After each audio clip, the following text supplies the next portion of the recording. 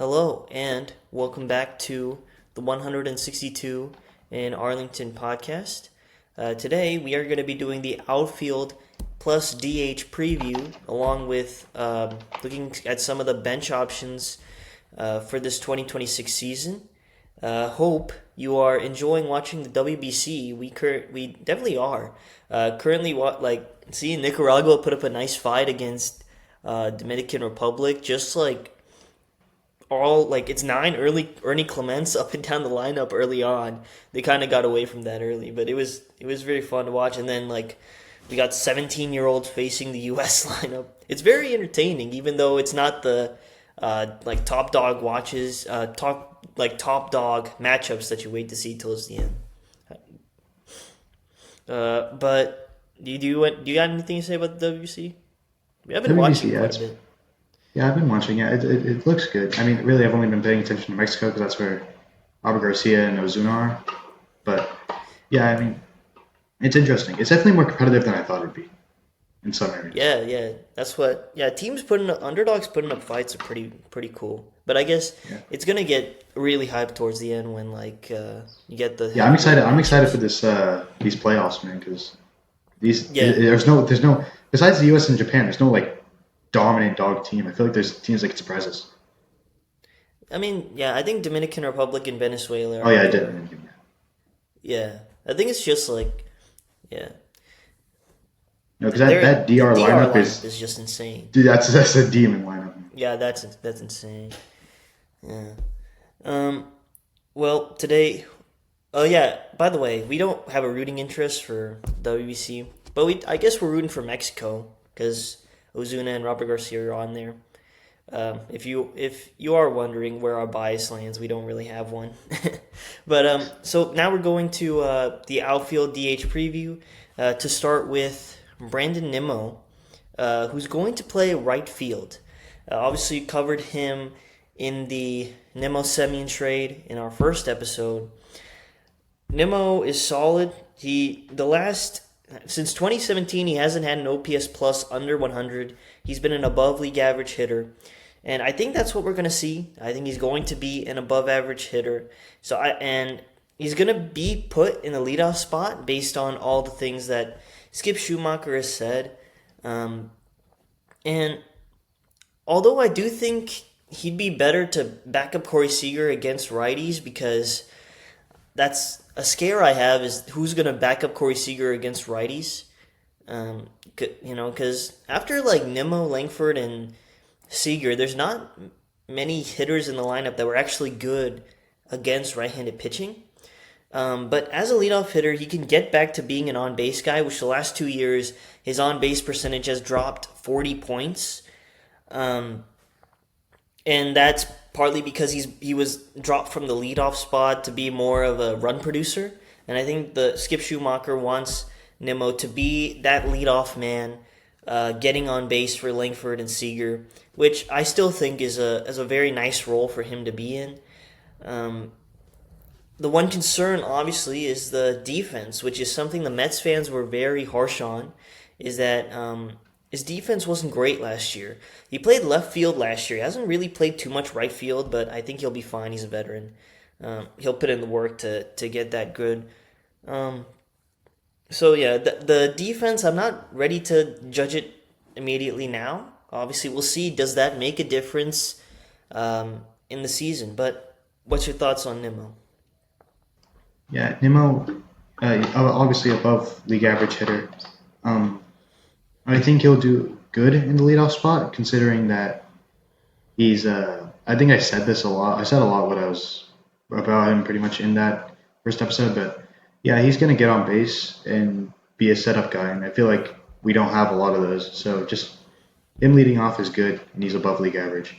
Um, yeah, and the defense, I'm not worried about it just because I mean, it's the Rangers are good at just making good defenders in general. Like the organization is good at just having good defenders. So I'm not really worried about the defense.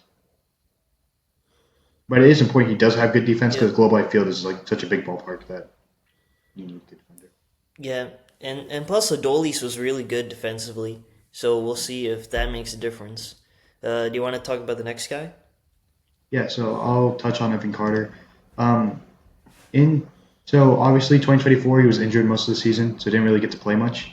Uh, but also he was injured in 2025, so a small sample size. But in that time he did play, he was an average hitter.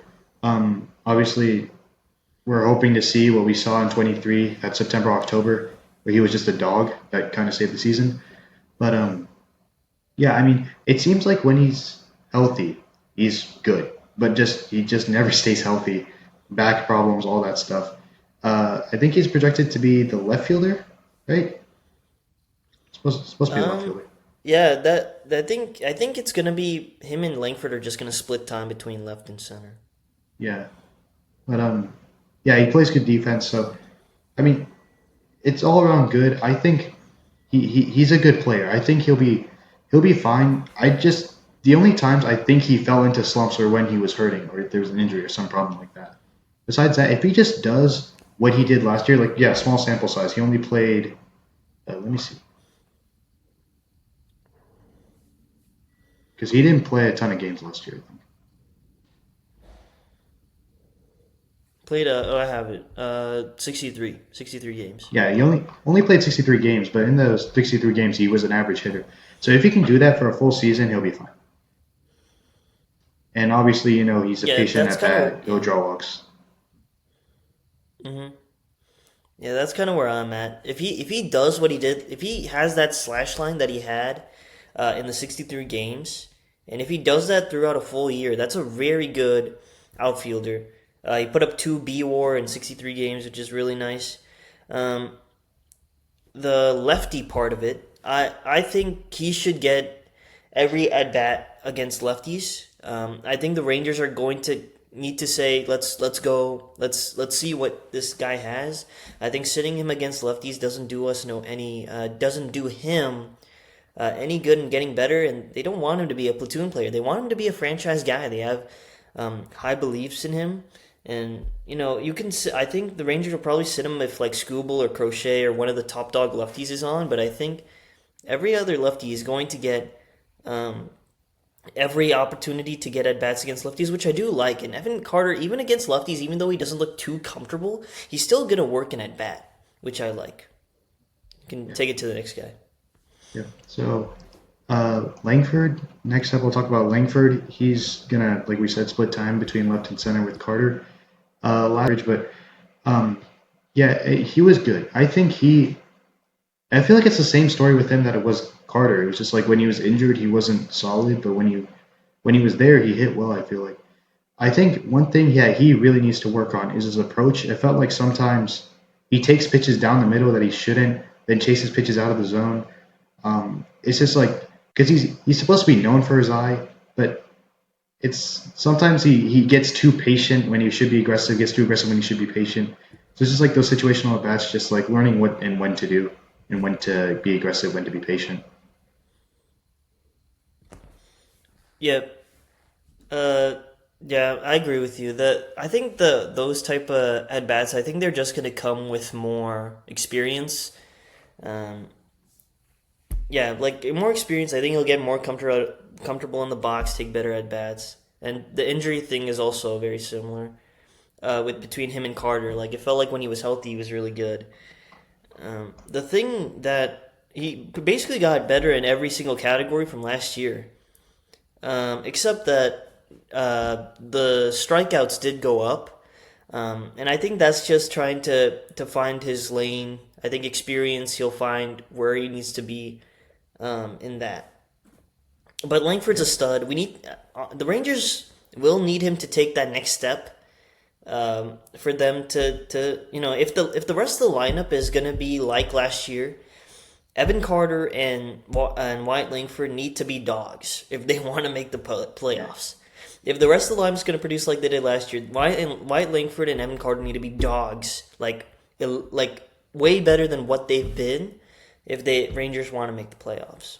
We need September, October 23 Carter. We need September 2024 Langford. We need that for Yeah, like I mean, yeah, kind of. To be honest, like, yeah, if the rest of the lineup is the same as last year, they kind of do need that. Um, so moving on to DH now, which we will talk about the new guy the Rangers signed to platoon with Jock Peterson in a little bit. But first, we'll talk about Jock Peterson. Was awful last year. Uh, just No he was sugarcoating it. very He's just bad. dog shit last year. Yeah, he was very bad. It was very shocking to see, like very shocking to see how lost he looked at the plate. Um, it was like he couldn't hit any off speed or breaking balls, and he was late on every fastball. Like he really looked lost at the plate. Um, but Jock Peterson, he's been a good. It's insane. You look at 2024, had a 908 OPS, like one of the best hitters against right-handed pitching in 2024. To go to where he landed, it's insane. Obviously, the thing you can say is you hope he's better, but if he's better, how much does that really mean? Um, I'm hoping he can be average against righties or just give us a good at bat every day in and day out against righties. Um, he's going to give the Rangers are going to give him opportunities early in the season, but I think if he does look like he did last year, I think he can get his leash is very short. Yeah. I mean, the last year was just it was embarrassing, man. This guy, he cannot. I mean, it looked like he was always lost. He just didn't know what he was doing. He did start to find it near the end of the season. There was definitely a stretch where he definitely started to find that. I mean, he had 9 homers last year. I'm pretty sure 8 of those came in the second half. But Yeah, yeah, there August was a was really struggle. But it's good. like, yeah, but like, man, it's like even in his off years before, he still bat like 230, 240. Man, he dropped to 180.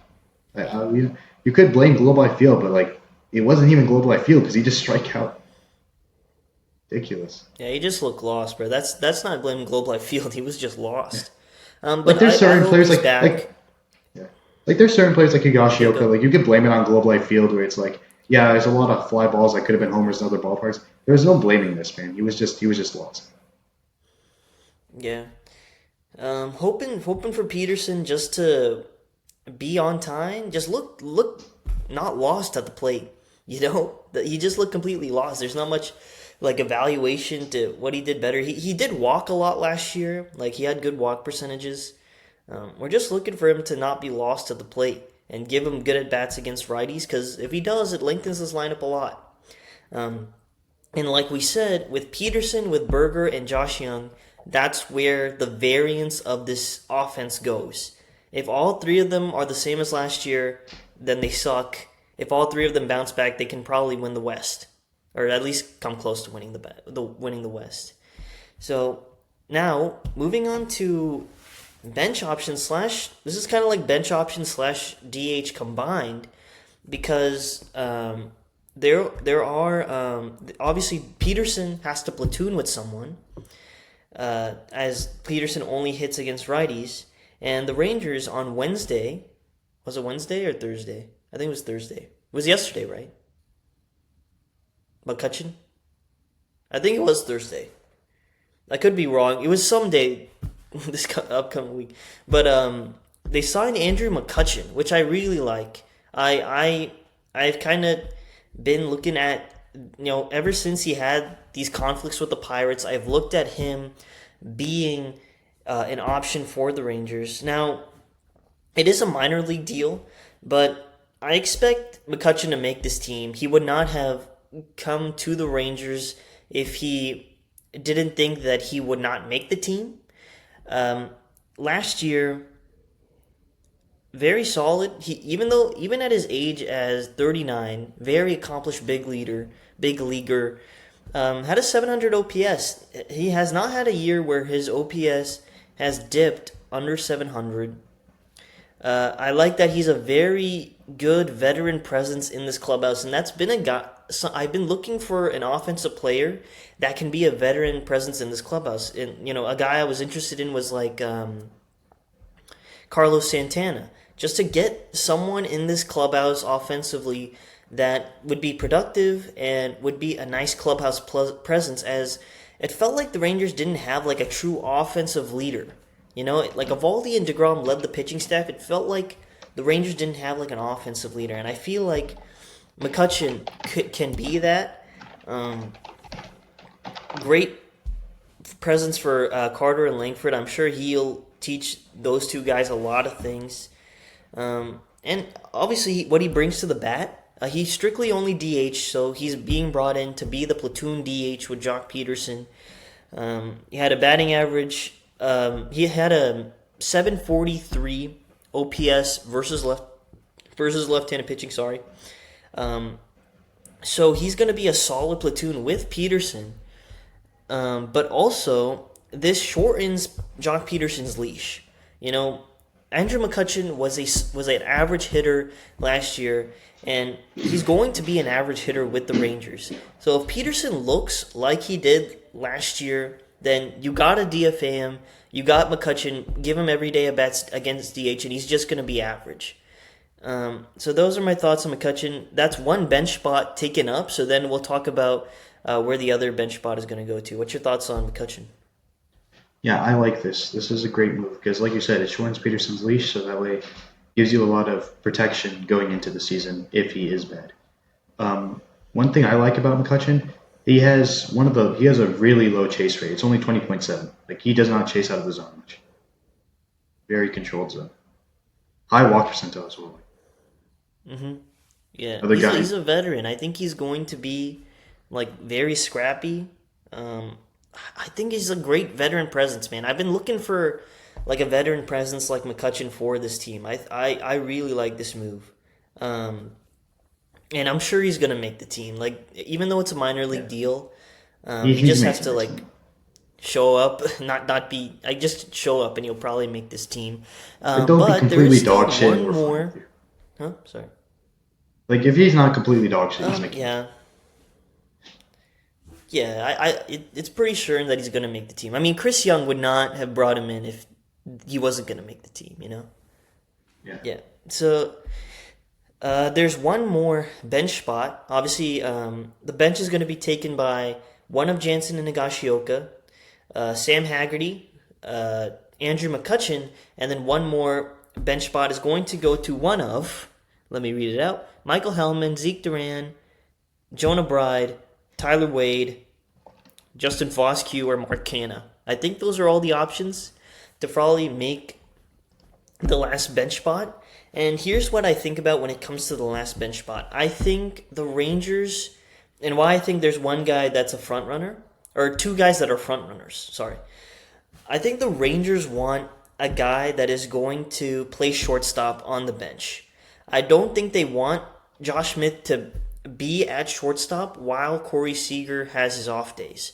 I think they want a guy on the bench who they know, okay, we'll put you at shortstop, you play really great defense, and you'll be serviceable with the bat. I think that's what they want in the last bench spot, and obviously, some versatility there. Not really looking for like some sort of platoon lefty bat, because I think the platoons are all taken care of. I think Haggerty is going to platoon with Josh Smith. I think Andrew McCutchen is going to platoon with Jock Peterson.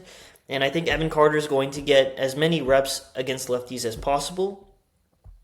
I think the two guys that it comes down to is Tyler Wade and I think Zeke Duran. Okay, Tyler Wade. I think Tyler Wade is the front runner for this. I really do think he is the front runner. He's been really great this spring.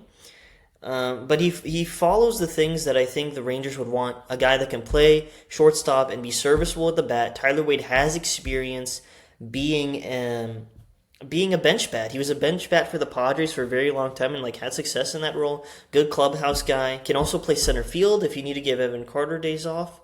And obviously Zeke Duran is in the conversation because the Rangers have some sort of allegiance to him. He's not a bench bat. He's not a bench bat. Zeke Duran is not a bench bat. He needs everyday reps to be productive. And if the Rangers aren't going to give him everyday at-bats, he doesn't look good. I'd rather Jock Peterson or Evan Carter get at-bats against lefties than see Zeke Duran in the lineup. So I might crush out if Zeke Duran makes this roster, to be honest. I think Tyler Wade does everything Zeke Duran does better. Or, maybe the defense is a little worse. I don't know. We haven't seen enough of Tyler Wade, but I know that he's been hitting lefties this spring. And he's going to give more in the bat than Zeke Durant. So I do think it ultimately comes down to those two guys for who gets that last bench spot. But we'll see. I also think Mark Canna is another name to watch if injuries happen, which we're not hoping for, obviously. Canna was obviously the front runner to be the platoon partner with Jock Peterson. Mark Canna, a very accomplished big leaguer, has always been average to the bat. Last year dealt with some injuries. But yeah, he was kind of the front runner to be that platoon guy with Jock Peterson. He's not really in the front runner now, but we'll see. Maybe he can still make the roster if injuries happen. And he's like a very well known big leaguer. So, what are your thoughts when it comes to the last bench spot? Yeah, so I think Tyler Wade is definitely the front runner for this. Hellman, even though Hellman was a big part of that run they went at the end of the last year, he just kind of reminds me of Leody Taveras. He just kind of swings at everything, just takes big hacks for no reason. So I don't really. I think he could be good, but I don't think he should be the bench player unless someone gets injured.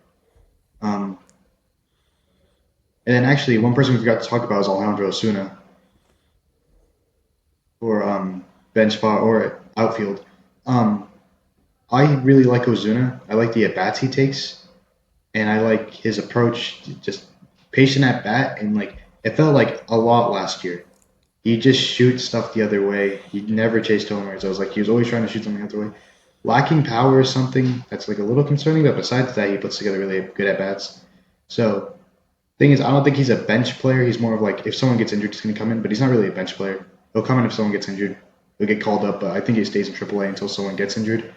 But yeah, Tyler Wade is definitely the front runner, and Durant should not be on the team.